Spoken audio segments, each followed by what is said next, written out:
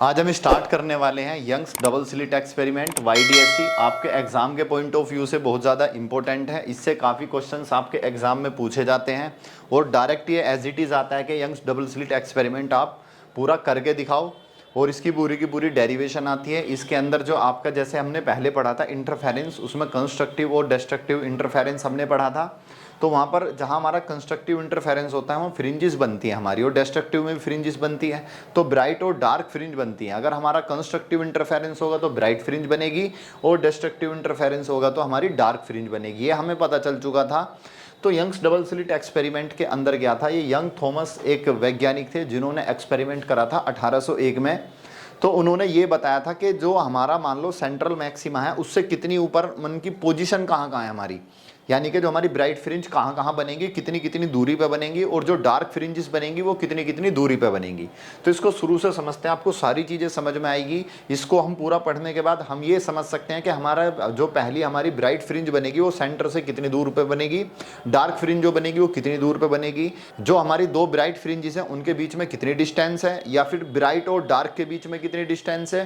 ये सारी की सारी चीज़ें हमें यहाँ से क्लियर हो जाएंगी बिल्कुल। तो सबसे पहले जब आपको यंग्स डबल स्लिट एक्सपेरिमेंट के बारे में लिखने को है तो इसको आप लिखोगे किस प्रिंसिपल पे बेस्ड है ये। तो ये जो है हमारा, this experiment is based on the principle of interference of light. इसको आप पेन से अच्छे से हाईलाइट कर देना, ब्लैक पेन से, जब आप एग्जाम में लिखोगे, क्योंकि ये छोटी छोटी चीज़ें होती हैं जो आपको एग्जाम में एक्स्ट्रा मार्क्स दिलाते हैं। तो आप क्या है, इंटरफेरेंस ऑफ लाइट के जो प्रिंसिपल है उसके ऊपर ये पूरा का पूरा हमारा एक्सपेरिमेंट बेस्ड है। इस एक्सपेरिमेंट को किसने करा था? थॉमस यंग ने करा था। 1801 के अंदर ये हमारा एक्सपेरिमेंट परफॉर्म हुआ था। इस एक्सपेरिमेंट को परफॉर्म करने के बाद क्या प्रूफ हुआ था कि जो लाइट हमारी कैसी है, वेव नेचर की है। अब जब ये आप जो है, जब ये इस एक्सपेरिमेंट को हम प्रूव करते हैं तो कुछ कंडीशंस है हमारी, क्योंकि इसके अंदर इंटरफेरेंस यूज होता है। तो इंटरफेरेंस की भी कुछ कंडीशंस है। क्या क्या है? सोर्स आपके कोहेरेंट होने चाहिए। कोहेरेंट मतलब एक ही सोर्स से बन के दो सोर्स आ रहे हो जिनकी वेवलेंथ या फ्रीक्वेंसी क्या हो, सेम हो। और लाइट कैसी होनी चाहिए, जो लाइट आ रही है वो कैसी होनी चाहिए, मोनोक्रोमेटिक। मोनोक्रोमेटिक का मतलब ये आपकी सिंगल वेवलेंथ, दैट इज मतलब आपका एक ही कलर की होनी चाहिए। अगर आपके मान लो पास जो लाइट आ रही है, दो वेव आ रही है, अलग अलग लाइट की आ रही है, उनके कलर्स अलग अलग हैं, तो वेवलेंथ अलग हो जाएगी। तो फिर आप जब वेवलेंथ अलग हो जाएगी तो आपको वहां पर इंटरफेरेंस पैटर्न सही से नहीं मिल पाएगा। तो इसके लिए क्या है, हमारी लाइट कैसी होनी चाहिए, मोनोक्रोमेटिक होनी चाहिए। और कोशिश हम ये करते हैं जो भी हमारी वेव हैं उनके जो एम्पलीट्यूड हैं वो लगभग बराबर हो, प्रोबेबली क्या हो, इक्वल हो, या कम ज़्यादा हो तो भी चल जाएगा। लेकिन हमें ज़्यादा एग्जैक्ट जो अच्छे रिजल्ट मिलते हैं वो किस पे मिले थे, जब दोनों वेव के जो एम्पलीट्यूड थे वो बराबर थे। तो अब इसको हम इस एक्सपेरिमेंट के अंदर सबसे पहले जब आप एग्जाम में लिखोगे, पहले यंग्स डबल स्लिट एक्सपेरिमेंट के बारे में थोड़ा सा लिख दिया, इसकी कंडीशंस लिख दी क्या है। अब इसको हम परफॉर्म करते हैं कैसे कैसे इसके अंदर होगा। तो देखो हमारे पास क्या है, वही जैसे हमने पहले इंटरफेरेंस के अंदर देखा था। ये हमारे पास दो स्लिट हैं, ये ए स्लिट और ये बी है। इन दोनों के बीच में जो गैप है वो कितना है, डी डिस्टेंस है, स्मॉल डी। इसके सामने अपने स्लिट के सामने हमने एक स्क्रीन रख दी जहाँ पे हम पैटर्न को ऑब्जर्व करेंगे कि हमारा किस तरह का पैटर्न बन रहा है, डार्क और ब्राइट फ्रिंजेस का। इनके बीच की स्क्रीन की और यहाँ की जो डिस्टेंस वो डी है। मैंने इन दोनों के बीच में एक पॉइंट लिया ओ, यानी कि ओ जो है ए और बी का मिड पॉइंट है। यहाँ से मैंने एक बिल्कुल सेंटर में एक परपेंडिकुलर ड्रॉ करा स्क्रीन के ऊपर, उसको मैंने पॉइंट सी मान लिया, यानी कि सेंटर है ये किसका, स्क्रीन का। अब इस सेंटर से एक्स डिस्टेंस पे मैंने एक पॉइंट पी लिया है। उस पॉइंट पी के ऊपर मैं देखूंगा ए से, जो ए सोर्स है, यहाँ से मेरी ये लाइट जारी होगी। ये कितना पाथ ट्रेवल करेगी, ए से लेके पी तक जो लाइट जाएगी इतनी डिस्टेंस ट्रेवल करेगी। तो ए के अलावा मेरी बी जो स्लिट है यहाँ से भी लाइट जाएगी, तो यहाँ से भी मेरी कोई ना कोई ये डिस्टेंस ट्रेवल करेगी। तो ये जो डिस्टेंस ट्रेवल करेगी ये कितनी करेगी हमारी, बीपी।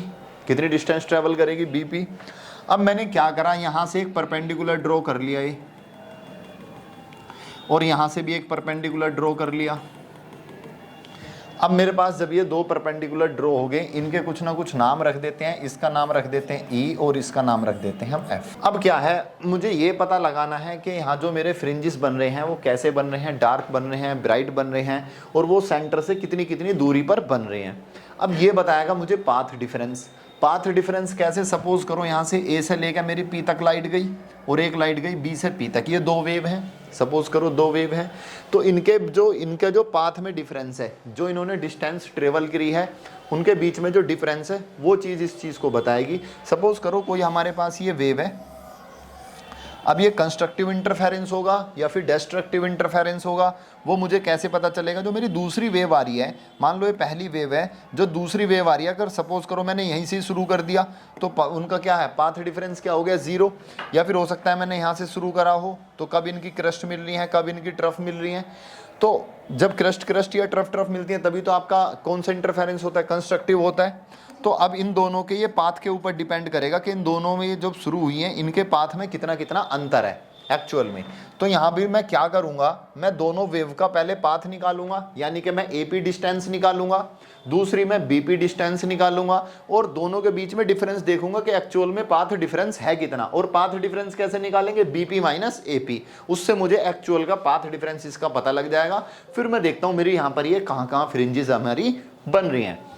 तो अब मुझे इनका पाथ डिफरेंस निकालने के लिए मुझे ये ट्राइंगल दिख रहा है APE, ये राइट एंगल ट्राइंगल है, इसलिए हमने परपेंडिकुलर ड्रॉ कर लिया था। तो मुझे अब ये वाली डिस्टेंस भी पता होनी चाहिए। तो अगर मेरे पास ये पूरी D डिस्टेंस है तो ये आधी कितनी होगी, D/2 होगी, यानी कि ये वाली जो डिस्टेंस है मेरी कितनी होगी, ये D/2, और ये वाली भी डिस्टेंस कितनी होगी मेरी, D/2। अगर मैं बात करूं इस वाले ट्राइंगल को लूंगा मैं APE को, तो मुझे ये वाली डिस्टेंस चाहिए। इस वाली डिस्टेंस को क्या बोलूंगा मैं, x minus D/2, x minus D/2। और अगर मैं यहाँ पर अगर मुझे BP निकालना होगा तो मैं ट्राइंगल लूंगा BPF। अगर मैं BPF लूंगा तो मेरे पास ये पूरी डिस्टेंस x प्लस D/2 हो जाएगी। कितनी हो जाएगी, x प्लस D/2। तो अब ये जो सारी चीज़ें हैं, जो कंसिडरेशन हमने यहाँ पर करी हैं, वो सारी हमने यहाँ पर लिख ली हैं। इस एक्सपेरिमेंटल सेटअप के अंदर हमारे पास क्या है, 2 नैरो स्लिट है। नैरो स्लिट मतलब बहुत ही बारीक बारीक है जो होल हुए हैं। यहाँ कोई सोर्स रखा होगा जिससे लाइट जा रही है हमारी। तो कोई 2 नैरो स्लिट है और वो कितनी डिस्टेंस पे रखी हुई हैं, D डिस्टेंस पे रखी हुई हैं। और जो सोर्स है हमारा वो कैसा है, a source of monochromatic light of wavelength lambda है उसकी। Mn क्या है, Mn is a screen at a distance D from the slits. Slit से D डिस्टेंस पर हमने एक Mn स्क्रीन रख दी है जिस पर हम सारा पैटर्न ऑब्जर्व करेंगे। हमने कंसीडर करा है एक point at a distance x from point C। तो हमने C से x डिस्टेंस पर एक पॉइंट P क्या अपनी तरफ से माना है, हमने कंसीडर करा है। और O क्या था हमारा, AB का मिड पॉइंट। ये सारी बातें हमने यहाँ पर लिख ली हैं। अब हम इसकी जो डेरिवेशन है उसको शुरू करते हैं कि हमारे फ्रिंजेस ये कहाँ कहाँ बनेंगे, कहाँ डार्क, कितनी दूरी पर डार्क बनेगा और कितनी दूरी पर हमारा ब्राइट बनेगा। तो हमें इसके अंदर ट्राइंगल्स लेने पड़ेंगे। एक कौन सा ट्राइंगल है, BPF, क्योंकि मुझे BP निकालना है। तो मैं सबसे पहले कौन सा ट्राइंगल लूंगा, इन ट्राइंगल BPF। मैंने BPF ट्राइंगल ले लिया तो मैं यहाँ क्या करूँगा, पाइथागोरस लगाऊंगा जब, तो BP मेरा किसके बराबर आएगा बताओ, BP आएगा मेरा किसके बराबर, ये परपेंडिकुलर है मेरा और ये बेस है। तो पाइथागोरस क्या कहती है, परपेंडिकुलर का स्क्वायर प्लस बेस का स्क्वायर। बेस कितना है मेरा, D का स्क्वायर, तो D का स्क्वायर। परपेंडिकुलर की बात करूंगा तो x में D/2 ऐड हो जाएगा, तो ये हो जाएगा मेरा x प्लस D/2 का होल स्क्वायर। पूरे पे क्या लग जाएगा, रूट लग जाएगा। तो पूरे पे चाहे मैं रूट लगा दूं या फिर पावर हाफ लगा दूं, कोई फर्क नहीं पड़ता। हाफ पावर का मतलब ही रूट होता है। हाफ पावर क्यों लगा रहा हूं, यहां पर मैं बाइनोमियल यूज करूंगा आगे चल के, इसलिए हाफ लगा के चल रहे हैं, ठीक है। अब अगर मैं यहां से इसके अंदर से मैं D² कॉमन ले लूं, सपोज करो ये मेरा पूरा बाहर वाला ब्रैकेट ऐसा ही है, मैंने क्या करा यहाँ पर D² बाहर ले लिया, यहाँ से D² कॉमन जाएगा तो ये 1 बचा। यहाँ तो लेकिन D² है ही नहीं तो मैं कैसे कॉमन लूँगा, लेकिन जहाँ कोई नहीं होता वहाँ से आप कोई भी चीज़ कॉमन लेते हो तो वो डिवाइड में आ जाती है उसके। तो यहाँ पर जब अगर मैं यहाँ से भी कॉमन लेता हूँ तो इसके x प्लस D/2 के पूरे का स्क्वायर था, इसके अपोन में आ जाएगा D², और ये पूरे पे क्या है हमारा हाफ। ये वाला D² इससे बाहर निकलेगा, स्क्वायर से इसका हाफ पावर से स्क्वायर कैंसिल, यानी हाफ पावर रूट ही तो है, रूट से इसका स्क्वायर कैंसिल। तो हमारे पास क्या बचेगा बताओ, D 1 plus x plus D/2 का होल स्क्वायर अपॉन में डी स्क्वायर और पूरे की पावर हाफ। अब डी हाफ पावर से अलग निकल गया। अब क्या है यहाँ पर, ये आपको समझना क्या है, मेरी जो डिस्टेंस है स्क्रीन स्लिट से लेकर के स्क्रीन तक की, वो काफ़ी ज़्यादा बड़ी है। किसके कंपैरिजन में? इन दोनों स्लिट के जो गैप है इनके बीच में, इससे बहुत ज़्यादा ये बड़ी है। और एक्स पे मेरी डिस्टेंस काफ़ी छोटी है ये। अगर मैं इनको ऐड करता हूँ, किसी कुछ भी नंबर आएगा कोई, और डी स्क्वायर का नंबर इतना ज़्यादा बड़ा होगा, इन दोनों से काफ़ी ज़्यादा बड़ा होगा। अगर आप किसी भी बड़े नंबर, छोटे नंबर को बड़े नंबर से डिवाइड करते हो तो क्या आएगा? वो 1 से छोटा ही आएगा। तो ऐसी जगह अगर कोई पावर आ रही है तो हम बाइनोमियल एक्सपेंशन का यूज़ कर लेते हैं। तो बाइनोमियल थ्योरम ये कहती है कि अगर इस तरह की कंडीशन हो जहाँ 1 से छोटा आ रहा हो, किससे छोटा आ रहा हो? 1 से छोटा आ रहा है, तो जो पावर है उस पावर को आप यहाँ पर मल्टीप्लाई कर सकते हो। मतलब क्या है? कुछ इस तरह से बाइनोमियल थ्योरम ये कहती है कि अगर मेरे पास 1 प्लस एक्स की पावर n है और आपको इसका एक्सपेंशन करना है और ये छोटा बैठ रहा है, तो आप n की पावर की यहाँ पर मल्टीप्लाई कर दोगे, nx हो जाएगा। कितना आंसर हो जाएगा? nx हो जाएगा। लगभग ये उसी के बराबर बैठेगा। तो हम क्या करेंगे, हमारी जो पावर है वो यहाँ पर आगे इसमें मल्टीप्लाई हो जाएगी, ठीक है, बाय बाइनोमियल। ये मैथ के अंदर है बाइनोमियल थ्योरम, 11th क्लास के अंदर। बाय बाइनोमियल एक्सपेंशन जो मेरे पास बीपी की वैल्यू आएगी वो d इंटू में 1 plus x plus D by 2 upon में डी स्क्वायर, और यहाँ पर मल्टीप्लाई किसकी हो जाएगी? 1/2 की यहाँ पर क्या हो जाएगी? हमारी मल्टीप्लाई इसके अंदर हो जाएगी, और यहाँ ऊपर से पावर वो खत्म। कुल मिलाकर मेरे पास ये आ चुका है बीपी। अब मैं इसी तरह से एपी निकालूंगा। जब मैं एपी निकालूंगा तो एपी क्या होगा? एक्स, ये वाला परपेंडिकुलर कितना? एक्स माइनस डी बाई 2 का होल स्क्वायर, और ये तो डी है मेरा, तो बेस तो वही रहेगा डी स्क्वायर। तो कुल मिला के अब मैं निकालता हूं इन ट्राइंगल। ट्राइंगल का नाम क्या था इसका? हमारा ट्राइंगल का नाम था APE। क्या नाम है? In triangle APE। मैंने ट्राइंगल AP ले लिया, तो AP equal to D square, जो मेरा बेस था भाई ये था ना, ऐसे कुछ ऐसे था। ये कितना था मेरा? x माइनस डी बाई 2, और ये कितना है मेरा? d, और ये क्या मेरा a, और ये क्या है मेरा p। तो D square plus x minus D by 2 का होल स्क्वायर और पूरे की पावर। यहाँ भी मैं d कॉमन लूँगा।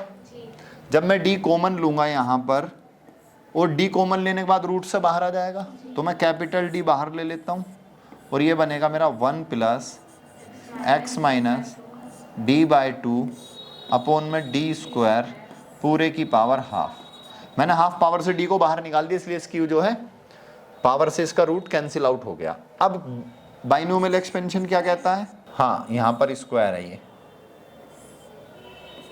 ये स्क्वायर है, ठीक है। तो अब मैं क्या करूँगा? बाय बाइनोमियल एक्सपेंशन जो पावर है उसकी अंदर मल्टीप्लाई हो जाएगी, हाफ पावर की क्या हो जाएगी? मल्टीप्लाई। तो AP बराबर D 1 plus half x minus D by 2 का होल स्क्वायर अपॉन में डी स्क्वायर। पावर ख़त्म, ठीक है। अब मुझे क्या निकालना है? इसका पाथ डिफरेंस निकालना है। तो अब मुझे निकालना है इसका पाथ डिफरेंस। तो पाथ डिफरेंस मेरे पास क्या आएगा? पाथ डिफरेंस, पाथ डिफरेंस के लिए मैं दोनों को इन्हें आपस में माइनस करूंगा, तो मैं बड़े में से छोटे को माइनस करूंगा। पाथ डिफरेंस मेरा कितना हो जाएगा? BP minus AP। अब मेरे पास BP की वैल्यू कितनी है? BP की वैल्यू ये रही, यहाँ भी इस पर स्क्वायर आएगा ये बाहर, ठीक है। तो BP की वैल्यू होगी मेरी D 1 plus x plus D by 2 का स्क्वायर अपॉन में कैपिटल स्क्वायर इंटू में 2D स्क्वायर, सॉरी, माइनस करेंगे AP वाली वैल्यू को, तो ये D 1 minus x minus D by 2 का स्क्वायर अपॉन में 2d²। जैसे ही यहाँ पर मैं इनको माइनस करूँगा उससे पहले क्या कर लूँ, मैं d कॉमन ले लूँ। अब इनके ब्रैकेट खुल जाएंगे तो 1 + x + d/2 का होल स्क्वायर अपॉन में 2d²। जब इसका ब्रैकेट खुलेगा ये 1 कैसा हो जाएगा, माइनस का। तो जैसे ही ये ब्रैकेट खुलेगा तो ये 1 कैसा हो जाएगा, माइनस का। अब ये 1 माइनस का हो गया आपका, और ये माइनस अंदर इसको मल्टीप्लाई करेगा तो ये माइनस का x - d/2 का होल स्क्वायर अपॉन में 2d²। ब्रैकेट बंद, 1 से 1 कैंसिल आउट हो गया मेरा। अब मेरे पास क्या बचता है यहाँ पर, 2d² दोनों में कॉमन आ रहा है, तो मैंने 2d² बाहर कॉमन ले लिया। यहाँ पर मेरे पास बचेगा x + d/2 का whole square minus x - d/2 का होल स्क्वायर ब्रैकेट। अगर मेरे पास ये d से तो d कैंसिल आउट हो गया, 1/2d बचा। जब मेरे पास ये बनना a + b का होल स्क्वायर और a - b का होल स्क्वायर, आपस में इनका जो डिफरेंस होता है वो 4ab की इक्वल होता है।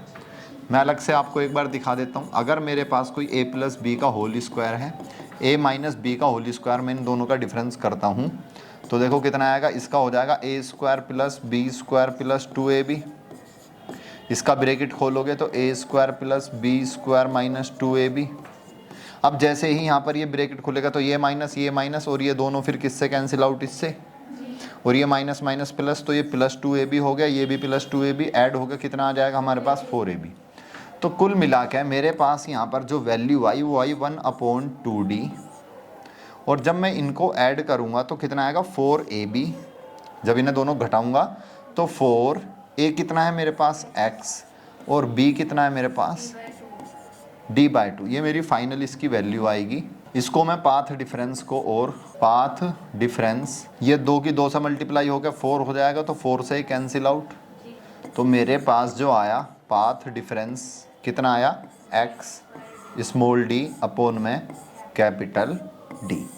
कुल मिला के अभी मेरे पास जो है पाथ डिफरेंस आ गया xd में कैपिटल D। अब हमने कंस्ट्रक्टिव के लिए पाथ डिफरेंस देखा था n लैम्डा, और डिस्ट्रक्टिव के लिए 2n - 1 × λ/2 हमने देखा था।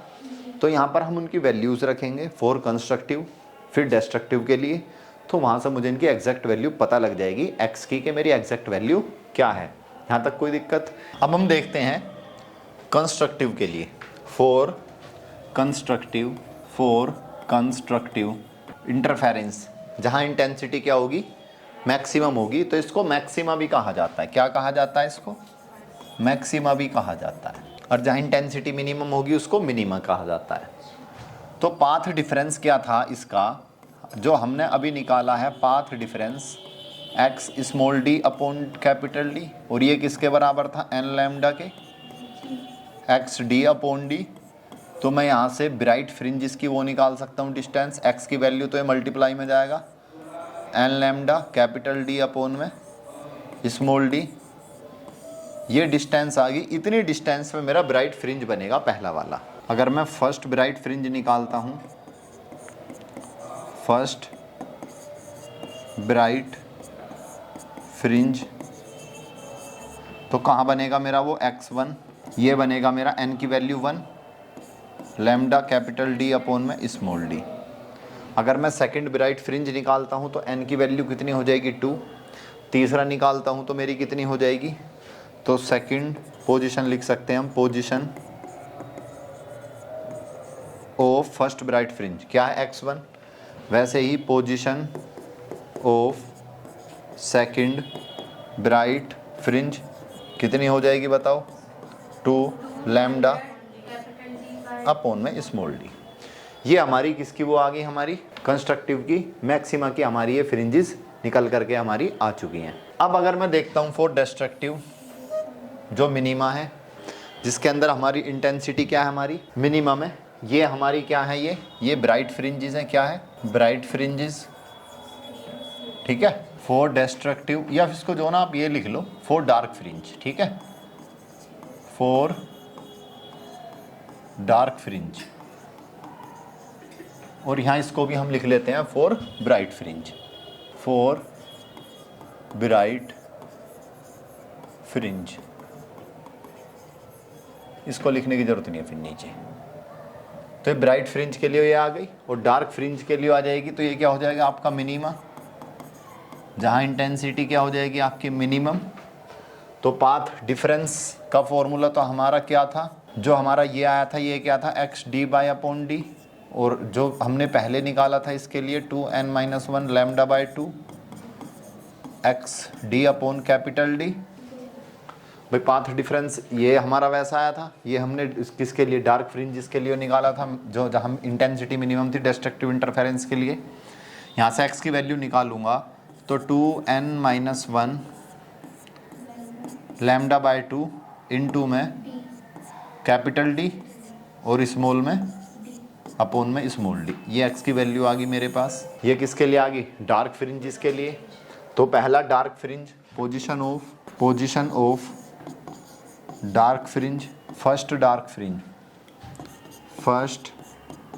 डार्क फ्रिंज क्या होगी बताओ।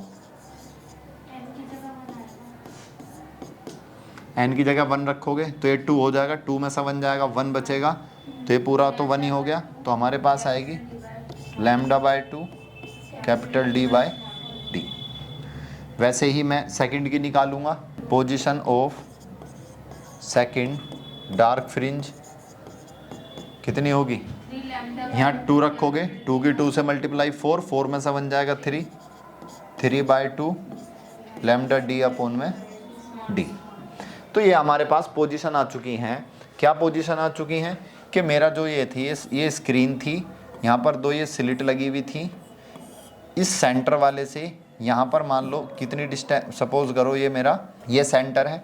तो पहला जो ब्राइट बना, सबसे पहले तो सेंटर वाला बनेगा। अब सेंटर पे क्यों बनता है, देखो ये भी समझने वाली बात है। सेंटर पे आपका जो है ब्राइट फ्रिंज ही क्यों बन रहा है, सेंटर पे ब्राइट फ्रिंज इसलिए बन रहा है, यहाँ से मेरी ये लाइट गई, दूसरी लाइट ये गई, दोनों की यहाँ से डिस्टेंस सेम है d/2, ये भी d/2 डिस्टेंस सेम है और ये कैपिटल D है। तो यहाँ पर ये हाइपोटेनियस भी इक्वल हो जाएगा। तो दोनों में पार्ट डिफरेंस 0 हुआ, और जब पार्ट डिफरेंस 0 होता है तो कौन सा इंटरफेरेंस होता है, कंस्ट्रक्टिव। तो इसलिए यहाँ पर सेंटर पे हमेशा क्या बनता है, ब्राइट बनता है, जिसको सेंट्रल मैक्सिमा भी कहा जाता है। ठीक है। तो और ये कब बनेगा, जब मेरी n की वैल्यू 0 होगी तो x की वैल्यू क्या हो जाएगी मेरी 0। भाई यहाँ मैंने एक पॉइंट लिया था, ये इसकी डिस्टेंस कितनी थी, x थी। तो अगर मैं n की वैल्यू 0 ले लूँगा तो मुझे सेंट्रल मैक्सिमा पता चल जाएगा। क्या पता चल जाएगा, सेंट्रल मैक्सिमा। और सेंट्रल मैक्सिमा कहाँ बनेगा आपका, बिल्कुल सेंटर पे, जब x की वैल्यू क्या होगी 0। अब मैं यहाँ पर एक चीज़ ये देखता हूँ कि मेरे पास जो ये फ्रिंजेस बन रहे हैं, सपोज करो ये मेरे पास क्या थी, एक स्क्रीन है और ये सेंटर है मेरा पहला फ्रिंजेस बना यहाँ पर मान लो, दूसरा फ्रिंजेस बना यहाँ पर, ये ब्राइट बना। थोड़ा सा इसको अगले पेज पर बनाते हैं इसको। सपोज करो मेरे पास ये स्क्रीन है, ये सेंटर है, ठीक है। अब एक फ्रिंजेस बना मेरा यहाँ, पहला ब्राइट यहाँ था और एक ब्राइट मेरा ये बन गया। अब इसकी डिस्टेंस कितनी थी ब्राइट की, ब्राइट फ्रिंजेस की कितनी दूरी पर बनेगा मेरा, लैम्डा d/d। कितनी दूरी पर बनेगा मेरा ये, लैम्डा d/d। अब आप पहला अगर मैं डार्क देखता हूँ, पहला डार्क फ्रिंज लैम्डा d/d के आधे पे बन रहा है, बिल्कुल कितने बन रहा है, ये हाफ पे बन रहा है। तो कुल मिला के मेरा ये कहाँ बनेगा, ये इसके बिल्कुल हाफ में बनेगा यहाँ डार्क। अच्छा, तो ये कहाँ देखो, इसका क्या बनना था, ये मेरा बिल्कुल हाफ में बनना था। कहाँ बनना था, हाफ में। तो ये वाला मेरा क्या हो गया, लैम्डा d/d का हाफ। अब मुझसे इसी तरह से मेरा फिर अगला बनेगा डार्क, फिर उससे अगला ब्राइट बनेगा। अगला डार्क कितने में बनेगा, 3/2 लैम्डा कैपिटल d/d। उसके ऊपर ब्राइट बनेगा, तो ब्राइट किस पे बनेगा, 2 लैम्डा कैपिटल d/d। अब मेरा यहाँ तक ये सपोज करो ये हो गया मेरा ब्राइट, और ये भी मेरा ब्राइट हो गया, और ये बीच वाला क्या हो गया मेरा, सॉरी इस तरह से देख लो, ये मेरा सेंटर हो गया, और ये मेरा क्या बना था, ब्राइट बना था ये वाला, और ये भी मेरा ब्राइट है, और ये बीच वाला क्या है मेरा, ये डार्क है। अब मुझसे कहा जा रहा है कि भैया इनकी फ्रिंजेस की आप विड्थ बताओ। तो सपोज करो मेरा सेंट्रल वाला ब्राइट हो गया ये, और उसके बाद अगला ब्राइट ये हो गया। अब बीच में क्या है मेरा, ये डार्क है। ये कैसा है मेरा, डार्क है। अब मुझसे कहा गया कि इनकी विड्थ बताओ। आप क्या बतानी है आपको, विड्थ बतानी है तो कुल मिला के मैं विड्थ कैसे बता सकता हूँ। मान लो ये ब्राइट है, ये ब्राइट है, इस वाले ब्राइट में से इस वाले ब्राइट को अगर मैं घटा दूंगा तो मेरे पास ये वाली डिस्टेंस आ जाएगी, यानी कि मेरे पास डार्क की विड्थ आ जाएगी। यानी कि अगर मैं फ्रिंज की विड्थ निकालता हूँ, चाहे मेरा डार्क फ्रिंज हो या फिर ब्राइट फ्रिंज हो, अगर मैं किसी की भी विड्थ निकालता हूँ तो उसका मतलब ये है या तो दो ब्राइट के बीच का डिस्टेंस का गैप ले लो या फिर दो डार्क के बीच का डिस्टेंस का गैप ले लो। तो हम यहाँ पर पढ़ेंगे अब फ्रिंज विड्थ, जो आपको पता होनी चाहिए। Fringe width, fringe width. तो फ्रिंज विड्थ क्या, it is the gap between two consecutive इसलिए लिखना जरूरी है क्योंकि लगातार लेंगे हम जो भी लेंगे। टू कॉन्जिक्यूटिव ब्राइट, या तो दो कॉन्जिक्यूटिव ब्राइट फ्रिंजेस हो या फिर डार्क भी हो सकती हैं, और डार्क फ्रिंजेस, या तो हमारी दो ब्राइट फ्रिंजेस के बीच का गैप या फिर दो डार्क फ्रिंजेस के बीच का गैप क्या कहलाता है, हमारा फ्रिंज विड्थ। अब मैं यहाँ पर इनके बीच का गैप लेता हूँ, अगर मैं फ्रिंज विड्थ निकालता हूँ तो मेरे पास कोई भी दो ब्राइट वाली ले लो चाहे डार्क वाली ले लो। अगर मैं यहाँ इनके बीच का गैप निकालता हूँ तो मेरे पास ये थी, इसमें से इसको माइनस कर लो, ये 2 टाइम्स है, सिंगल टाइम्स है, घटाने के बाद वही आएगा। या फिर हम इसको nth टर्म में अगर मैं लूँगा तो ये n+1 है, या ये nth है तो ये n-1 हो जाएगी। मतलब कुल मिला के हम इसको ऐसे लिख सकते हैं फ्रिंज विड्थ को। सेकंड क्या थी, 2 लैम्डा d/d, और ये क्या थी मेरी फर्स्ट, 2 लैम्डा d/d। कितना बचा है, अगर मैं डार्क को भी घटाऊंगा ना तो फिर भी इतना ही मेरा यही आंसर आएगा। तो फ्रिंज विड्थ कितनी है मेरी, लैम्डा d/D।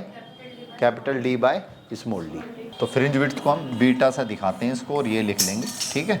तो हमें इसके अंदर ये कुछ फॉर्मूलेज याद रखने हैं, जो फॉर्मूला बार बार आपके एग्जाम में पूछा जाएगा एक फ्रिंज विड्थ का। इस फॉर्मूले को याद कर लेना, लैम्डा D/d। दूसरा क्या है हमारे पास, ब्राइट फ्रिंज का फॉर्मूला, लैम्डा D/d। तो यहाँ पर क्या है हमारा, आपको ये चीज़ें देखने को मिल जाएगी। ब्राइट फ्रिंज की जो विड्थ होती है और जो हमारा पहला ब्राइट फ्रिंज बनता है, उन दोनों का फॉर्मूला सेम ही आता है, लैम्डा D/d, और वो भी कितना है हमारा, लैम्डा D/d। बस ऊपर कैपिटल D है, नीचे स्मॉल d है। उसके बाद ये सारी डेरिवेशन आपको समझ में आई गई है।